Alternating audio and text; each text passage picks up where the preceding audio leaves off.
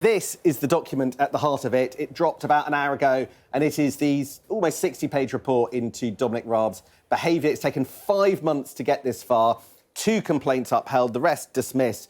There's a lot that Dominic Raab will have found very painful to read. There's a lot that suggests that he doesn't accept the accusations of bullying. It's quite explicit that although there are findings that he behaved improperly, he doesn't believe he did so even now. That's clear from the document, from the letters that have been exchanged and from the Telegraph article that has just come out.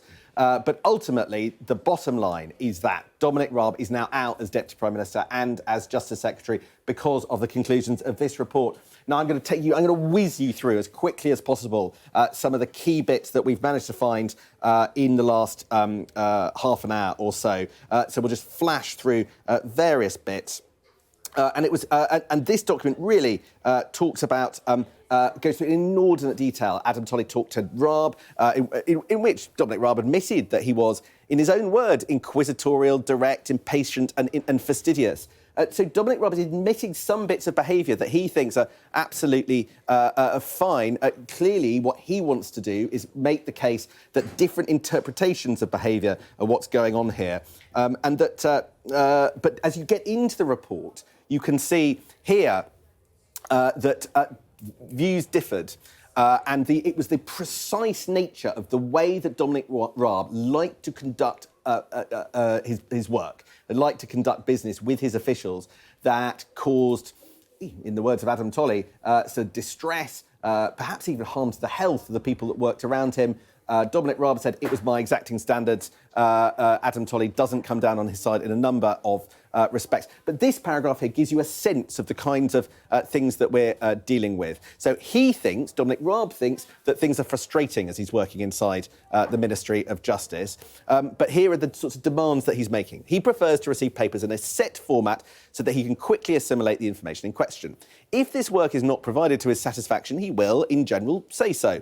If, in the course of meeting, an attendee does not, in the Deputy Prime Minister's view, answer a question in the manner which he regards as direct and straightforward, the Deputy Prime Minister will likely interrupt. One of the key questions in relation to some of the complaints is whether or not the Deputy Prime Minister's style of conduct in a meeting, and in particular when frustrated, goes beyond what would normally be regarded as acceptable. And that's where we end up with a division. Dominic Raab says it was acceptable. Adam Tolley says it wasn't acceptable. Ultimately, he's left his job. But this is a conversation, Sam, that's not going to finish today. It's got a long way to go as different people have different views of what happens in the workplace and different approaches to it.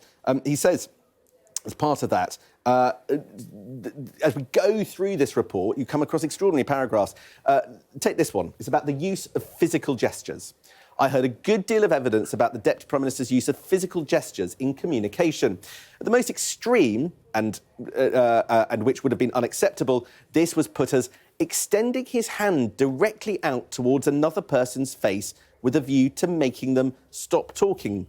Another example of such is an allegation of loud banging of a table to make a point. At the opposite end of the spectrum, which would be regarded as acceptable, he used defensive gestures to suggest that a person should hold off from speaking further. So this is an unacceptable example of Dominic Raab's behaviour, in Adam Tolley's view, is extending his hand directly out towards another person's face with a view to making them stop talking. So everybody at home will have a view whether they think that is acceptable or unacceptable. Adam Tolley says in the workplace that is unacceptable. Dominic Raab, it would appear, disagrees. But let's look at some of the things that happened when Dominic Raab was Foreign Secretary that are talked about later in the report. And there was an incident when he was in the Foreign Office, and he had formed an adverse view about the way that his officials were conducting their work about a particular project. It doesn't say what the project is, but there was something the Deputy Prime Minister, the Foreign Secretary, was unhappy with. As part of the process towards and the implementation of a management choice, he acted in a way which was intimidating, in the sense of unreasonably and persistently aggressive. It goes on. in the context of a workplace meeting. His conduct also involved an abuse or a misuse of power in the way to humiliate and undermine. In particular, he went beyond what was reasonably necessary in order to give effect to his decision and introduced a punitive element. His conduct was bound to be experienced as undermining or humiliating by the affected individual, and so it was experienced. So that's the sort of nub of the kind of allegation that you get in parts of this report. Basically, he was humiliating staff, undermining their confidence. He would say he was pursuing exacting standards and he was trying to uphold an efficient workplace to get stuff done. But Adam Tolley say it did undermine and humiliate civil servants who were working with him and says he should have been aware of this. Dominic Raab disagrees that this was bullying, but he should have done, according to that report. If we go on, you can see that in one case, it had a significant adverse effect on a particular individual in one complaint who took it seriously. The Deputy Prime Minister's conduct was a form of intimidating behaviour in the sense of conveying a threat of unspecified discipline. So the allegation there is if you don't do the stuff in the way that I like it, you'll face some kind of disciplinary sanction. Basically, what you've got there is Adam Tolley saying that he should have realised that the threat came through basically it seemed Dominic Raab going, yeah, you do know you'll be in breach of the Civil Service Code if you continue to act like that. Basically, Adam Tolley saying that kind of way of acting was unacceptable.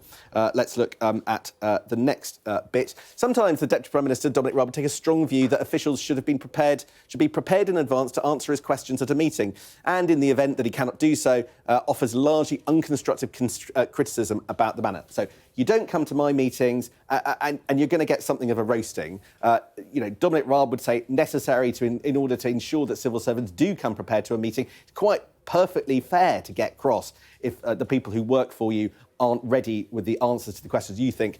One of the things that the Deputy Prime Minister used to do, it would seem, in the absence, would be to complain about the absence of what he would call basic information, or we go on about the basics. You haven't got me the basics. The public airing of a comment of this kind where others are present are not or may not be well placed to judge whether the criticism is well-founded, is likely to be experienced as an unfairly personal criticism by the individual to whom the comment is directed and was so experienced by some individuals. This is, again, where this whole issue goes back away from a subject of law and actually comes back in terms of politics. Is the boss of an organisation standing there or sitting there going, look, you just haven't done your homework, you haven't done the basics, you haven't got the information that I want. Is that bullying? Is that harassment? Is that not? This is something that ultimately has resulted in Dominic Raab losing his job, but everybody at home will have their own view about what they think constitutes bullying, what's acceptable in the workplace, and what was going on. Here we go. This is from the conclusions. Adam Tolley says, I overall conclude that Dominic Raab's conduct during the period that he was Secretary of State for Justice was on some occasions abrasive. So do we think that's acceptable or unacceptable? Everyone will have a view on that. In the sense of his personal style, which is intimidating or insulting to individuals, but not intended to do so. His conduct, however, was not abusive in the sense of behaviour which was intended and specifically targeted. So there is some limit to the judgment, adverse judgment that Adam Tolley is willing to make. He says he isn't abusive. He has been able to regulate this level of abrasiveness since the announcement of the investigation. So he's improved his behaviour in the last 5 months, but Dominic Raab should have altered his approach earlier, particularly after two of the most senior civil servants in Whitehall took him aside and said, look, you've got to treat people better. Does he regret what he did? Well, here it says he has not offered any apology, given that he does not accept anything was wrong. And so I think there you get the difference between his view and the lawyers. And you can see how really this breaks down, and it's going to end up being something of a talking point for some time to come. And then towards the end of the conclusions, you've got more sense that Dominic Raab acted in a manner which was intimidating, going further than necessary in order to deliver critical feedback, making unconstructive critical comments about the quality of work done, and wanted stuff about the basics. So there you get an overall sense of what we're talking about.